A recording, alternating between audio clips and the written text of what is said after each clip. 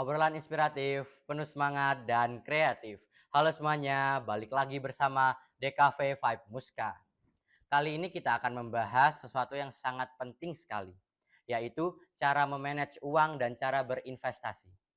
Kali ini kita kedatangan tamu spesial, salah satu bendahara yang ada di sekolah SMK Muhammadiyah sekampung. Yuk langsung aja kita sapa. Halo Ibu, Halo Heli, gimana Bu kabarnya hari ini? alhamdulillah sehat. Alhamdulillah ya Bu Iya, ya. heeh. Boleh Bu perkenalan terlebih dahulu supaya Mm, Sobat Podcast Muskal lebih mengenal kembali. Oke, perkenalkan nama Ibu. Assalamualaikum warahmatullahi wabarakatuh. Nama Ibu Eliana Rizkyaningsi, akrab dipanggil dengan Bu Eli. Jenjang pendidikan terakhir Ibu S1 Ekonomi Islam. Ibu dulu berkuliah di Universitas Islam Negeri Jurai Siwo Metro. Alhamdulillah Ibu lulus dengan 7 semester dan 2 semesternya Ibu mendapatkan beasiswa prestasi. Di tahun 2010 Ibu lulus dan langsung diterima bekerja di salah satu bank BUMN terbesar di Indonesia dan hampir 10 tahun Ibu bekerja di sana hingga Ibu berada di suatu titik yang dimana Ibu harus memilih karir atau menjadi ibu rumah tangga dan akhirnya Ibu memilih meninggalkan sesuatu yang amat Ibu cintai untuk hal lain yang juga amat sangat Ibu cintai dan mudah-mudahan pilihan Ibu ini pilihan yang terbaik dan diberkahi oleh Allah. Kemudian Ibu di rumah itu perkiraan ada 4 tahun di rumah ya, tapi Ibu tetap berbisnis di situ. Dan alhamdulillah di tahun 2024 Ibu mulai untuk berkarir kembali. Dan Ibu diterima bergabung di SMK Muhammadiyah dan diberi amanah menjadi bendahara di sini. Masya Allah. Perjuangan Bu Welly ya Bu ya. Iya. Kalau boleh tahu bisnis apa sih Bu yang di rumah itu Ibu? Bisnis Ibu kalau pertama itu Ibu kerja sama konveksi dalam hal pembuatan seperti spray, bed cover, terus Ibu juga jual beli secara kredit. Itu seperti alat elektronik, HP dan sesuai dengan kebutuhan customer. Dan yang terakhir Ibu juga tergabung distributor Antam. Wah, keren sekali. Nah nih Bu, menurut Ibu seberapa penting sih Bu siswa belajar tentang keuangan sejak dini? Kalau menurut Ibu sih penting banget ya, karena belajar tentang keuangan itu bukan hanya tentang uangnya, akan tetapi tentang meningkatkan keterampilan hidup yang krusial untuk masa depan mereka sendiri, di mana mereka itu harus mengerti atau memahami nilai uang, mereka juga harus bijaksana dalam mengelola keuangan, dan mereka juga harus membangun kebiasaan finansial yang sehat untuk kesiapan mereka juga di masa depan, karena kan banyak banget tantangannya nih nanti Ya, di betul masa banget depan. Bu. Itu tantangan masa depan tuh paling banyak banget ya Bu buat Iya, siswa-siswa ini. betul. Oke Bu. Apa sih Bu kesalahan umum siswa yang sering dilakukan tentang uang saku itu Bu? Kesalahan umum yang sering dilakukan oleh siswa itu kebanyakan, nggak cuma siswa sih ya, Iya. kebanyakan orang ada tidak mau mencatat pengeluaran. Kita contohkan aja ya, misalnya Iya Bu, Felix iya, nih ya, iya. Felix berangkat sekolah tadi pagi, misalnya beli bensin ya, beli bensin 10.000, istirahat pertama Felix nggak sarapan nih, kesiangan, sarapan di kantin 10.000. Terus istirahat kedua, misalnya Felix habis olahraga, aus, nggak bawa minum, beli torpedo Betul gitu. Bu, betul. Pulang sekolah Felix mampir di warung, nongkrong-nongkrong sama teman-temannya, beli minuman lagi, torpedo Iya, lagi betul gitu. Bu, betul. Terus diajak mabar, Felix Top up ya Bu ya. top up FF, Ya top up betul sekali itu Bu. ML gitu kan, top up Iya. Roblox. Coba dihitung deh, dalam satu hari itu habisnya berapa, dihitung selama 1 minggu, 1 bulan pengeluaran Felix berapa. Nah di situ seharusnya kita tuh harus kayak ya Allah, ternyata tuh banyak banget loh pengeluaran aku selama 1 bulan. Nah di situ kita bisa menumbuhkan rasa syukur kita terhadap Allah. Padahal Felix kan nggak kerja ngapa-ngapain tuh, Enggak Bu. tapi keinginan Felix, bukan kebutuhan loh sebenarnya, ya Iya, kan? betul sekali. Keinginan Felix bisa terpenuhi. Di situ pertama manfaatnya bisa menumbuhkan rasa syukur terhadap Allah. Yang kedua rasa terima kasih sama orang tua. Coba kalau dibayangin, ya Allah ternyata 1 bulan tuh aku ngabisin uang 1 juta. Berarti orang tuaku tuh kerja keras cuman untuk buat aku seneng aja Betul gitu Bu kan. sekali, Masya Allah. Harusnya dari situ Felix jadi mikir harus kasih feedback dong ke orang tua. Nah yang ketiga, dari catatan pengeluaran Felix bisa memilih-milih mana yang benar-benar penting, mana yang kurang penting, dan mana yang nggak penting. Dan di situ Felix, oh yang ini nggak penting nih, berarti ini udahlah besok aku nggak kayak gini lagi, udahlah aku besok nggak top up lagi, udahlah besok ini yang misalnya yang kurang penting nih kayak sarapan. Harusnya aku bangun pagi, aku sarapan di rumah atau aku bawa minum di sekolahan gitu. Jadi aku nggak perlu beli jajan. Jadi kita mengeluarkan uang tuh sesuai dengan kebutuhan aja gitu. Oh, begitu ya, Bu ya. Oke. Nah, bagaimana sih, Bu, cara sederhana mengenalkan konsep menabung untuk ke siswa itu? Cara sederhana sebenarnya kalau caranya tuh diawali dengan rasa keinginan kita kan. Kalau misalnya dia tuh nggak ada keinginan untuk menabung ya susah. Kita buat gini dulu, kita buat konsepnya itu kita draft dulu apa keinginan kita. Contohnya misalnya Felix nih pengen punya HP iPhone. Ya, pertama berarti kan kamu berangan-angan dulu tuh. Ya, pengen Bu, banget sekali. kan? Iya, pengen punya, banget. karena kan Felix kan suka nih di dunia podcast, fotografi Yes, dan ya. videografi gitu kan. Nah, Betul sekali, Bu. jadi kan keinginan kamu itu tujuan kamu.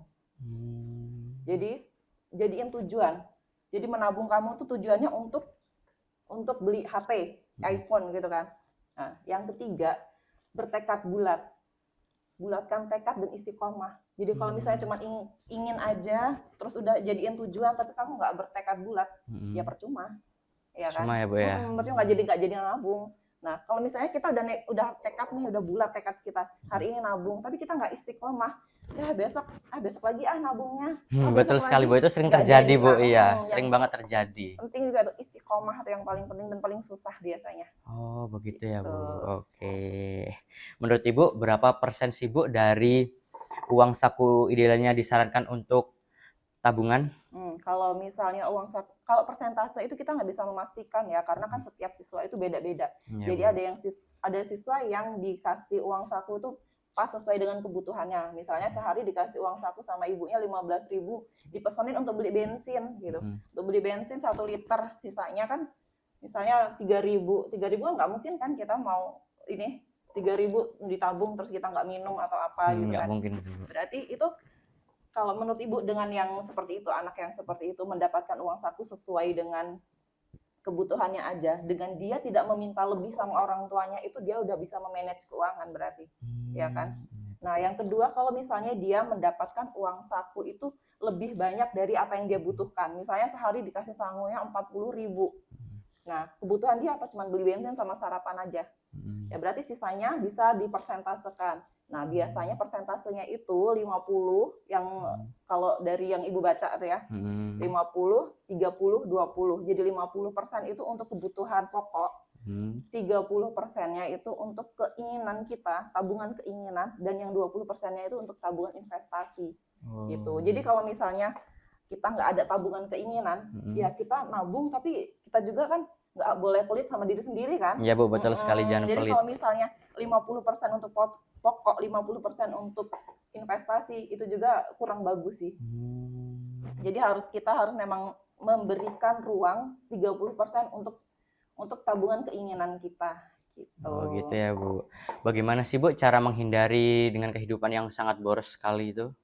Boros, maksudnya tuh kayak yang boros tuh banyak macam ya. Biasanya yang sering banget itu boros kecil-kecilan tapi sering ya kan. Iya, Bu, betul sekali itu. Boros kecil-kecilan tapi sering itu udah pernah ditulis sama David Beach. Ibu pernah baca, dia penulis asal Amerika, dia mengatakan kalau boros kecil-kecilan tapi sering itu biasa diistilahkan dengan latte factor. Nah, kalau misalnya di sini nih kayak torpedo factor lah ya kalau kamu ya. Kalau anak-anak ini kan minumannya torpedo kan. Bu, torpedo. Kamu ya kita ulangin lagi dari kita mencatat pengeluaran kita. Kita mencatat pengeluaran kita rinci, oh ternyata tuh yang sering banget aku beli itu, yang boros itu ternyata aku tuh minum torpedo sehari. Yang hari Senin aku minum torpedo 4 gelas, 4.000, berapa ya? Kalau 4 gelas 4.000 ya? Iya, betul, Bu, 4.000. Hari ini torpedonya aku ternyata 5 gelas. Nah, itu dari situ kita bisa menanggulangi kan. Oh, berarti aku hari ini ngurangin nih, aku harus bawa air minum lebih atau gimana. Kan itu cara-cara kita sendiri. Jadi tetap kita harus mencatat pengeluaran kita. Oh, berarti itu sangat penting sekali ya, Bu, mencatat pengeluaran.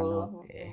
Nanti aku akan mencatat pengeluaranku, Bu, ketika aku beli apa gitu, tak catat, Bu, biar ingat ya, Bu. Iya. Oke, Bu. Apakah siswa sekolah bisa mulai berusaha tanpa mengganggu belajar, Bu? Tentu aja. Sekarang kan kalau misalnya berusaha itu nggak harus yang duduk di toko selama 24 jam. ya kan? Mm-mm. Sekarang kan udah banyak banget tuh usaha-usaha online atau yang macam-macam. Jadi kalau zaman dulu mungkin kalau usaha itu kayak yang di toko duduk dagang gitu. Kalau sekarang kan enggak. Sekarang lebih fleksibel. Apalagi kita jenjangnya SMK ya. SMK itu dimana slogannya bisa bekerja, bisa berwirausaha dan bisa kuliah. Jadi pasti bisa. Oh, pasti bisa ya, Bu. Mm-mm. Ada ide nggak sih, Bu, untuk usaha kecil-kecilan sebagai siswa itu? Oh, kalau usaha kecil-kecilan kayaknya pernah dibahas tuh ya di apa namanya podcastnya Mbak Najwa itu. Iya, betul sekali, Bu. Itu podcastnya Nah, Mbak Najwa itu ada bahas usaha kecil-kecilan juga. betul. Apa namanya, freelance desain grafis, videografi, fotografi gitu.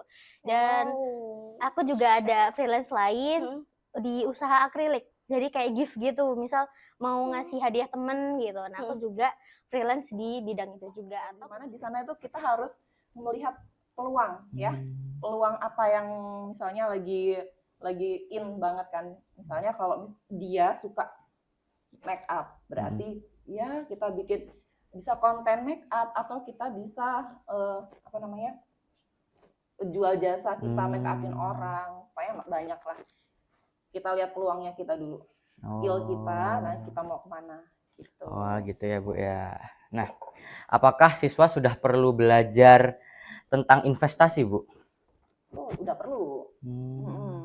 Itu kenapa, Bu, kalau udah perlu belajar investasi? Kenapa ya? Karena kita itu memang harus belajar mengetahui diri kita. Kita harus meningkatkan, misalnya kita mau berinvestasinya kemana gitu. Jadi kita harus tahu investasi yang pertama harus kita lakukan itu kan investasi diri sendiri. Ke diri sendiri kita harus bisa meningkatkan value kita. Investasi yang untuk anak-anak, untuk remaja gitu. Itu biasanya pertama itu kita harus meningkatkan skill kita. Investasi ke skill. Setelah investasi ke skill, baru kita mulai lagi ke investasi peralatan yang mendukung kita. Jadi misalnya kalau skill itu kayak kita ikut apa namanya sekolah apa kayak sekolah online, kelas sekolah online gitu ya, Bu ya. Nah, kita dapat sertifikat, itu kan ningkatin skill kita kan. Terus kita dapat sertifikat, misalnya kita kayak kembali lagi di MUA gitu ya, MUA gitu kan.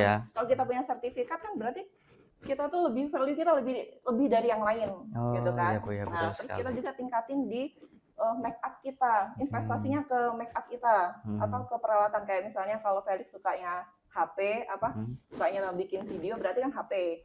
Tingkatin kita mulai investasi untuk beli HP. Jadi value kita tuh lebih tinggi. Nah, setelah itu bisnis kita sudah berjalan baru kita bisa investasi ke yang lain. Contohnya investasi di apa namanya? Di emas lah. Ya, bukan karena Ibu jualan emas ya. Iya, Bu, betul sekali.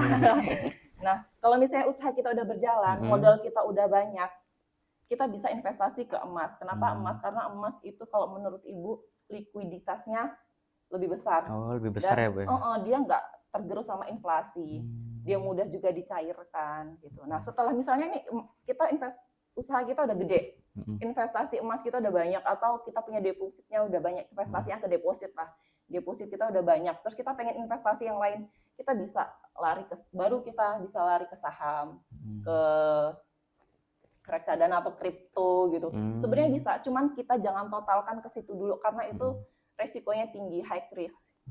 Jadi kita kalau kita udah punya investasi yang besar di aset, kita boleh yang high risk gitu. Oh, begitu ya, Bu ya. Oke. Apa pentingnya sih, Bu, memiliki tujuan keuangan jangka panjang meski masih sekolah?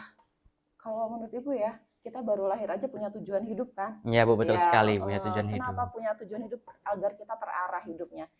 Demikian juga dengan keuangan. Kalau misalnya kita nggak punya tujuan keuangan, nanti aku punya uang gajian segini, terus kita nggak ada tujuan apa-apa, ya udah habis gitu aja. Tapi kalau kita misalnya udah punya tujuan, nanti aku punya tujuan pengen beli rumah nih hasil kerjaku, berarti kan kita mulai berinvestasi itu di situ. Kita harus menyisihkan uang untuk beli rumah gitu. Jadi itu ya kalau tujuan itu agar terarah itu keuangan kita. Oh, jadi begitu ya, Bu. Ada nggak sih, Bu, pesan untuk yang nonton podcast ini? Ibu mau nyampaikan pesan dari Rasulullah dulu ya. Oh iya, Bu, oke. Ibu pernah baca kata Rasulullah gini, simpanlah sebagian hartamu untuk masa depanmu karena itu baik bagimu. Hadis riwayat Al-Bukhari. Nah, Ibu juga mau bacain dari siapa namanya, Bodidel. Nah, dia bilang jangan biarkan mulutmu menuliskan cek yang tidak dapat dicairkan oleh ekormu. Ngerti nggak maksudnya? Ngerti Bu, ngerti Bu. Ngerti Oke kan Bu, ya? ngerti Nah, sekali. kalau dari Ibu pesannya, jangan biarkan hartamu mengubah hidupmu karena tidak akan ada kepuasan kecuali dengan rasa syukur. Gitu. Masya Allah sekali. Itu guys pesan dari Ibu Welly. Semoga pesannya dapat kalian serap dan semoga bermanfaat bagi kita semua. Oke guys, terima kasih sudah nonton podcast hari ini. Jangan lupa like, comment, share, dan subscribe supaya tidak ketinggalan episode berikutnya. Oke guys, see you.